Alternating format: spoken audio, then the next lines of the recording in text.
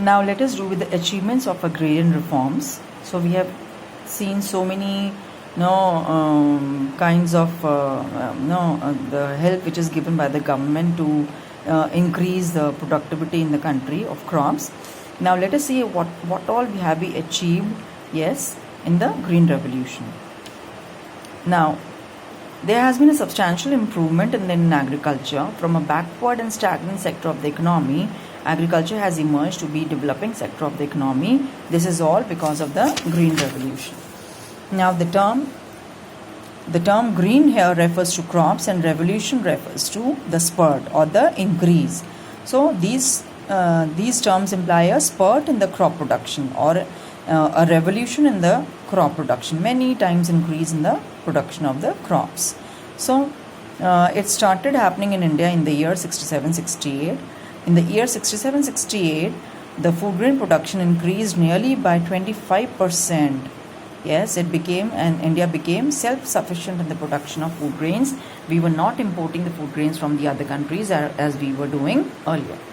Now there are two phases out here they have given in these two. The three phases have been combined in two.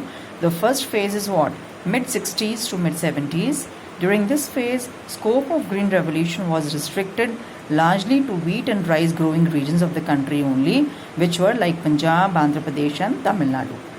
So only these three states were benefiting in the first phase. In the second phase, during this phase, impact of Green Revolution was widespread.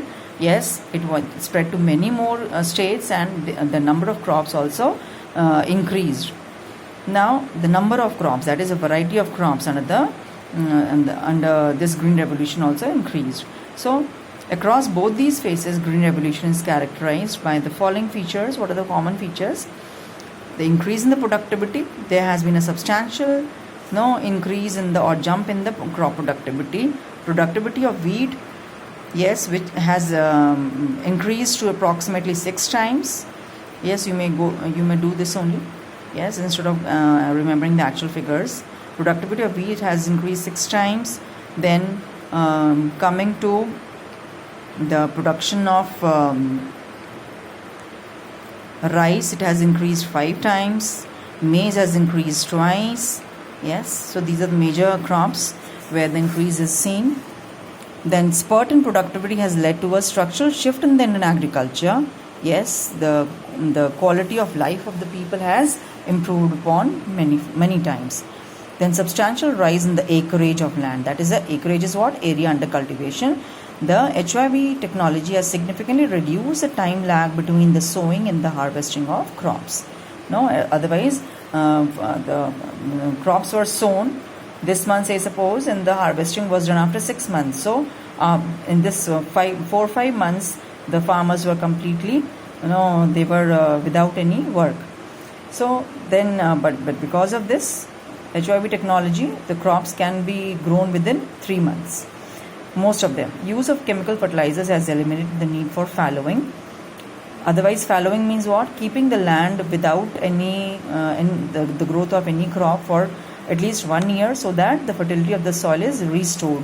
This was done earlier, but after the fertilizers were introduced, because the fertilizers could replenish the fertility of the soil, so the farmers did not have to wait for so long. They can grow the crops every year, yes, every season. So this has also led to an increase in the productivity.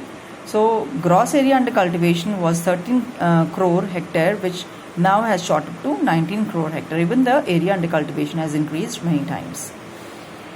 Then they have given the meaning of fallowing. You may go through it. Shift from subsistence farming to commercial farming. That is, the outlook of the farmers has changed. Earlier they were producing enough only for their own sustenance, for their own families, but because of the coming of the Green Revolution, they are able to produce enough.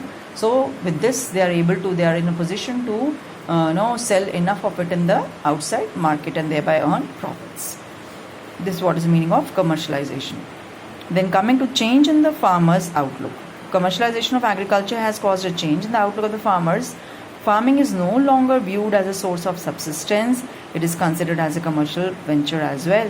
Therefore, the quality of life, if you see, because of the commercialization, quality of life of the people in the villagers is much better now as compared to what it was earlier. because now they have cash to purchase so many things which they were not able to purchase earlier. Self-sufficiency in food grain production, increase in production, yes, has is so substantial that we are no longer wanting to import the food grains from the other countries. Rather, we are in a position to export it many a times. Buffer stocks we have in which we can use during the time of emergencies like famines and floods. So these stocks are used during periods of lean, that is when the farm supplies are less because of drought or because of any other reason. Now coming to the gains of green revolution, significant but not sufficient, or limitations. If we talk about what are the limitations, we have taken up so many things that the green revolution has really helped the country to grow, but apart from that there are a few limitations. What they have given out here is, compared to developed nations, the risen productivity is very insignificant. In case of wheat, per hectare productivity in India was 3.4 tons as against 6.5 tons in China and 9 tons in UK. In case of rice, per hectare productivity in India is 2.4 tons, whereas it is 6.8 tons in China. So if we compare with the other countries, still we are lagging behind. Then limited crops, the revolution is limited only to a few crops, like if you talk about rice, wheat and bajra. But what about the other, like if we talk about, we want the same revolution in jute, cotton, tea, yes, pulses, which is still not seen. Now the uneven spread, this green revolution has spread only to a few affluent states like Punjab, Haryana, Maharashtra, Tamil Nadu, whereas parts of eastern UP, Bihar, Madhya Pradesh, Odisha, these are still poor. They are not able to reap the fruits of green revolution. The farming population is also limited. The rich, they are able to afford the HIV seeds and the other things required, so they are becoming richer because of the HIV technology, but the poor farmers, they still are not able to purchase the expensive inputs. So the condition is almost the same. Then coming to economic divide, because of the rich becoming richer and the poor remaining poor, the economic divide has increased. That is, the difference between the economic status of the rich and the poor farmers is increasing, ever widening. Now a question arises, does India need another green revolution? Yes, we do. For so many other crops, for so many cash crops, we do need, yes, seeing the size of the population and seeing the contribution of agriculture towards GDP, the contribution is very, very less. So a lot needs to be done to see that we think of ways where the productivity of every crop increases manifold. So our productivity standards are extremely low compared to the other nations. Our food grain stocks are at the point of uncertainty. Most farmers in India continue to face uncertainties of weather even till date. Yes, the monsoons they're talking about. The farmers continue to be exposed to uncertainties of the market. This is the actual situation. Yes, loan waivers are becoming a recurring feature. That is, the farmers take the loans but they're not able to repay them back. So all these things have to be rectified if we really want the country to, or the farmers to prosper in our country.